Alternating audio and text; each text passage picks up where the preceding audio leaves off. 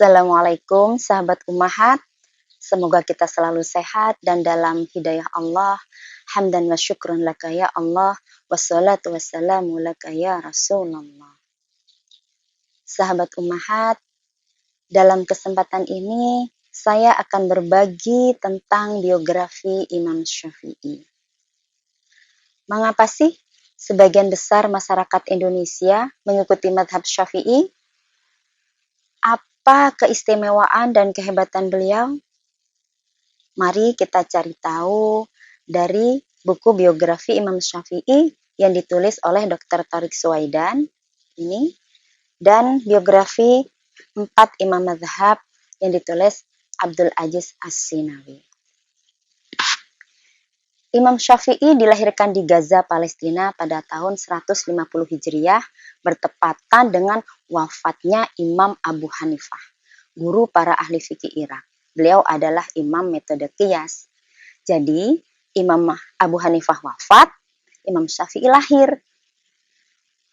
Nama lengkap Imam Syafi'i adalah Abu Abdullah Muhammad bin Idris bin Al-Abbas bin Utsman bin Syafi'i bin Al-Sa'ib bin Ubaid bin Abdul Yazid bin Hashim bin Muttalib bin Abdi Manaf.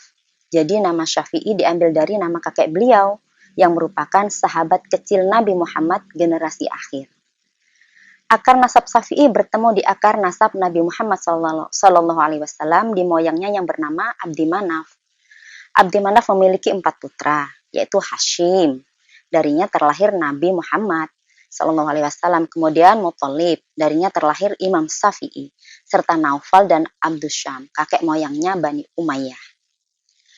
Ayah Imam Syafi'i adalah Idris bin Abbas. Beliau bermukim di Madinah, namun akhirnya hijrah ke Askolan Palestina dan menetap di Palestina hingga beliau wafat ketika Imam Syafi'i masih dalam buayan ibu. Ibunda Imam Syafi'i yaitu Fatimah binti Abdullah bin Husain. Beliau seorang yang taat beribadah, berakhlak mulia, dan cerdas. Karena kecerdasannya, beliau dijadikan saksi di hadapan pengadilan Mekah. Ibu yang cerdas melahirkan generasi yang cerdas pula ya sahabat. Imam Syafi'i adalah seorang yatim yang miskin. Beliau berkata, "Aku seorang yatim yang diasuh ibuku. Ibuku tidak memiliki apa-apa untuk membiayai pendidikanku."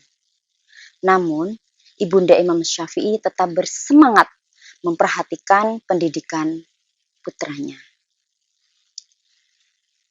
Sahabat Ummahat, kalau kita nih membayangkan Imam Syafi'i, seperti apa ya orangnya secara fisik?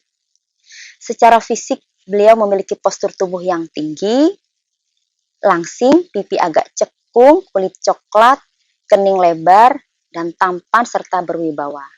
Kalau ilustrasi di bukunya, seperti ini sahabat. Nih. Beliau juga memiliki suara yang merdu dan fasih. Cara berpakaiannya sederhana, bajunya terbuat dari katun Baghdad. Kemudian bagaimana dengan keluarga Imam Syafi'i?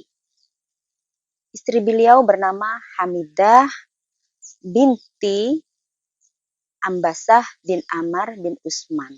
Darinya terlahir 3 orang anak, yaitu Abu Utsman Muhammad, Fatimah, dan Zainab.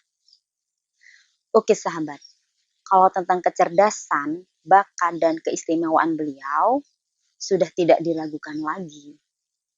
Beliau pernah bertutur, "Saat aku membaca buku, aku mendengar guruku sedang mengajari salah satu muridnya tentang ayat-ayat Al-Quran. Aku pun mulai mendengarnya dan menghafalnya. Ketika guruku selesai mendikte ayat-ayat tersebut untuk muridnya, biasanya aku sudah menghafalnya." Sedemikian cerdasnya ya sahabat, hanya dengan mendengar sekali 2 kali saja sudah bisa menghafal. Beliau menghafal banyak hadis hanya dengan mendengar para muhaddis menyampaikan hadis-hadis. Juga sudah bisa menghafal Al-Quran saat umur 7 tahun. Umur 10 tahun, dalam 9 malam, mampu menghafal kitab Al-Muwatta karya Imam Malik. Bahkan sebelum bertemu dengan sang imam. Imam Syafi'i memiliki ketajaman firasat dan mata hati, sehingga mampu melihat bakat murid-muridnya. Beliau pernah berkata pada muridnya, "Wahai Muzani, kelak di Mesir engkau akan sejahtera dan damai. Engkau akan menjadi orang kaya yang ahli di bidang kias. Sedangkan engkau, Rabi, akan menjadi orang yang berguna bagiku dalam menyebarkan buku-buku dan ajaran." Beliau juga memahami ilmu falak dan ilmu kedokteran. Imam Syafi'i berpendapat bahwa ilmu kedokteran itu penting sekali. Beliau berkata, "Jangan tinggal di satu wilayah yang tidak ada seorang ulama yang akan membimbing agamamu dan tidak ada seorang dokter yang akan merawat tubuhmu." Sahabat Ummahat, bagaimana perjalanan Imam Syafi'i dalam menuntut ilmu? Ketika umur 10 tahun, Imam Syafi'i berangkat ke Mekah dan tinggal di rumah salah seorang kerabatnya. Kalau anak-anak kita umur 10 tahun itu berarti belum lulus SD ya, masih anak-anak banget.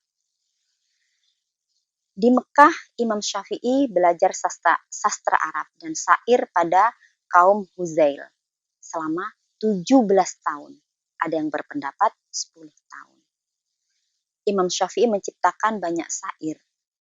Syairnya yang terkenal diantaranya, "Akhilan tanalul ilma illa bisittatin, sa'unbika antafsiliha bibayani, dzaka'un wa hirsun wa ijtihadun wa bulghatun, wa suhbatu ustadhi wa tuli zamani." Artinya, tidak akan kau dapatkan ilmu kecuali dengan 6 hal, yaitu kecerdasan, kemauan yang keras, semangat, bekal yang cukup atau dukungan pendidik, harta yang cukup, bimbingan guru, dan waktu yang lama.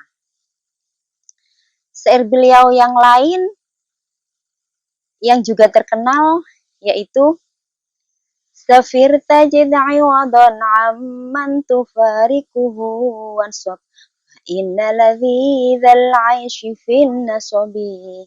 Artinya, berpergianlah kamu, maka akan kau temukan pengganti orang-orang yang engkau tinggalkan.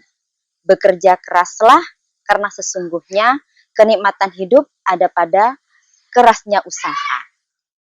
Sahabat Ummahat, guru Imam Syafi'i di Mekah banyak sekali. Tapi guru pertama yang didatangi Syafi'i untuk mempelajari fikih adalah Muslim ibnu Khalid al-Zanji. Sedangkan guru yang sering disebut adalah Sofyan ibnu Uyainah bin Imran al-Halili. Sekitar usia 27 tahun, Imam Syafi'i berangkat ke Madinah untuk berguru kepada Imam Malik bin Anas. Selama belajar Imam Syafi'i di Madinah, Imam Malik tidak menghalangi keinginan Imam Syafi'i untuk mencari pengalaman ke berbagai pelosok negeri dan juga untuk sering-sering menjenguk ibunya di Mekah serta meminta nasihat dari ibunya. Syafi'i tinggal di Madinah selama 2 tahun sampai Imam Malik, sang guru, wafat. Sepeninggal Imam Malik, Imam Syafi'i hidup dengan keterbatasan, sehingga Syafi'i ingin bekerja untuk mencukupi kebutuhannya. Ia memilih kembali ke Mekah. Namun di Mekah tidak pula menemukan pekerjaan. Kemudian orang-orang Quraisy membawa Imam Syafi'i kepada seorang gubernur Yaman yang ketika itu sedang berada di Mekah. Mereka meminta gubernur untuk membawa Syafi'i ke Yaman. Barangkali di Yaman ada pekerjaan yang sesuai untuk Syafi'i. Untuk bekal Syafi'i ke Yaman, ibunya tidak memiliki apa-apa. Akhirnya ibunya menggadaikan rumahnya dan uangnya untuk bekal Imam Syafi'i ke Yaman. Demikian besarnya pengorbanan seorang ibu untuk anaknya ya sahabat. seorang ibu yang single parent ya sahabat, berusaha keras demi anaknya. Selanjutnya, bagaimana kehidupan Imam Syafi'i di Yaman? Syafi'i ditugaskan sebagai hakim di Najran yang penduduknya dikenal suka menjilat dan berkolaborasi dengan pejabat. Imam Syafi'i sebagai sosok yang adil dan bersih tidak hanya menghadapi tantangan dari penduduknya, tapi juga dari gubernur. Ada salah satu gubernur di Yaman yang loyal kepada Khalifah Harun ar-Rasyid, namun bertindak zalim dan sewenang-wenang. Sang gubernur menuduh Syafi'i menggerakkan pemberontakan dengan ucapan-ucapannya, dan ini dianggap lebih dahsyat dari sekedar orang yang memberontak dengan pedang. Nah, karena tuduhan yang disebarkan oleh gubernur tersebut, Syafi'i dibawa ke Irak dalam keadaan terbelenggu besi. Ini adalah kunjungan pertama Syafi'i ke Irak saat Syafi'i berumur 34 tahun. Ketika Syafi'i dibawa menghadap Khalifah Harun ar-Rasyid, Imam Syafi'i bisa menyelamatkan diri dengan kefasihan dan kemampuan bahasa serta kekuatan argumentasinya. Dan hal lain yang membuat Syafi'i selamat dari ancaman hukuman khalifah adalah kesaksian Muhammad ibnu al-Hasan yang meringankan kasusnya. Siapa sih Muhammad ibnu al-Hasan? Beliau adalah murid ibu Abu Hanifah. Mereka berdua sebelumnya pernah bertemu di majelis Imam Malik.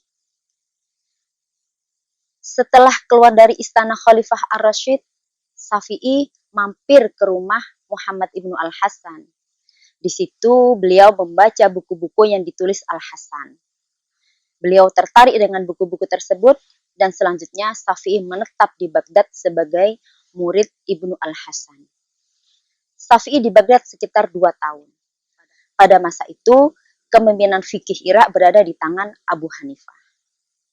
Nah, Syafi'i menuntut ilmu dan berguru pada murid Imam Abu Hanifah, yaitu Muhammad ibnu Hasan. Dalam diri Muhammad bin Hasan, tidak ada ilmu kecuali yang ia dapatkan dari Imam Abu Hanifah. Jadi, meskipun pada saat Syafi'i lahir Abu Hanifah wafat tahun 150 Hijriah, Syafi'i tetap bisa mendapatkan ilmu-ilmu Abu Hanifah dari murid beliau, yaitu Muhammad ibnu al-Hasan. Dengan demikian, dalam diri Syafi'i telah terhimpun ilmu fikih Madinah dari Imam Malik yang bernuansa hadis dan ilmu fikih Irak Abu Hanifah yang didominasi ra'yu atau nalar. Ilmu dari dua imam ini, yaitu Imam Malik dan Imam Abu Hanifah, sehingga Imam Syafi'i mampu melahirkan fikih kombinasi yang merupakan intisari yang dihasilkan oleh kemampuan akal, ilmu hadis, bahasa, sejarah, kias, dan ra'yu atau nalar. Tidak heran jika selama Syafi'i tinggal di Baghdad, beliau sangat terkenal. Bagaimana selanjutnya setelah Imam Syafi'i terkenal di Irak? Sahabat Ummahat, Imam Syafi'i kembali ke Mekah pada usia 36 tahun. Di Mekah Syafi'i tinggal cukup lama, sekitar 9 tahun. Mengapa? Karena Syafi'i memandang perlu menetapkan aturan-aturan standar yang menjadi pijakan para mujtahid dalam berpendapat dan melakukan qiyas, serta menggunakan metode untuk mengetahui mana yang paling mendekati kebenaran. Ia memfokuskan diri mempelajari Al-Quran, memahami kandungan dan dalil-dalilnya, hukum-hukumnya, dan nasikh mansukh. Juga mempelajari sunnah, mengenali kedudukannya dalam ilmu syariat, mendeteksi mana yang sahih, mana yang dhaif, mempelajari tata cara mengambil dalil, serta mengenali kedudukan dan fungsi sunnah terhadap Al-Quran. Imam Syafi'i juga mempelajari cara menyimpulkan hukum jika tidak ada dalam Al-Quran dan Sunnah, dan bagaimana menetapkan batasan-batasan yang harus dijaga seorang mujtahid agar ia tidak terjerumus dalam kesalahan. Dengan kata lain, Syafi'i kembali ke Mekah dengan membawa fikih baru, dengan metode yang baru dalam melakukan istinbat atau penggalian hukum. Oh ya sahabat ummahat, istinbat itu diperlukan agar hukum-hukum Islam selalu kontekstual sesuai tuntutan zaman dan kebutuhan umat. Sahabat ummahat, saat di Mekah, Syafi'i juga menjadi guru dari Imam Ahmad bin Hambal. Pada saat Imam Ahmad melakukan ibadah haji, ketika berada di Masjidil Haram, pandangan Imam Ahmad jatuh pada Imam Syafi'i yang sedang mengajar di majelis. Beliau turut mendengarkan paparan Imam Syafi'i tentang usul fikih dan kaidah-kaidah yang tidak pernah didengarnya dari seorang ulama sebelumnya. Dari sini, Imam Ahmad mengakui bahwa Imam Syafi'i adalah sang guru. Ahmad bin Hambal mengakui keagungan ilmu Syafi'i. Beliau berkata, aku tidak pernah mengetahui nasikh mansukh yang ada dalam hadis hingga aku bertemu Syafi'i. Syafi'i adalah seorang yang ahli dalam 4 hal, yaitu bahasa, sosial, ilmu makna, dan fikih. Ibnu Hambal berkata pula, jika aku ditanya tentang sesuatu masalah yang belum aku ketahui hadis atau athar sahabat yang terkait hal itu, maka aku merujuk pendapat Imam Syafi'i.